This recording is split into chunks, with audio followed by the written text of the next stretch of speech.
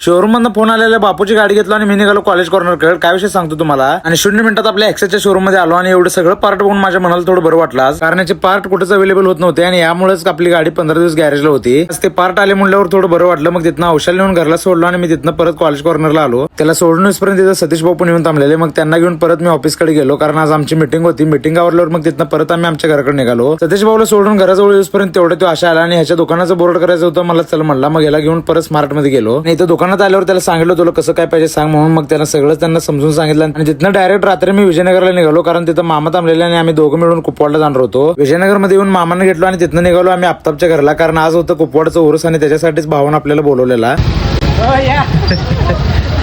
गेले गेले भावना डायरेक्ट जेवायलाच बसवला. इकडे गिरीश भाऊ पण आलते. मग आम्ही 3 जण मिळून एकदम गरगरीत जेवण केलो. भावाच्या शब्दाला मान ठेवून आम्ही पण गच्च मध्ये जेवण केलो आणि भावाला सांगून निघालो. तेवढ्या तिकडे नागराज भाऊ पण आलते. मग त्यांना घ्या म्हणलं आता शिस्तीत. त्यांना सांगून मी पण घराकडे निघालो. तर भावानं बाहेरची लढतरी आणि कामाचं व्याप एवढं वाढले ना, व्हिडिओ आपले टायमावर पडून झाल्यात. थोडं समजून घ्या, नंतर ना आपण परत कंटिन्यू करूया व्यवस्थित.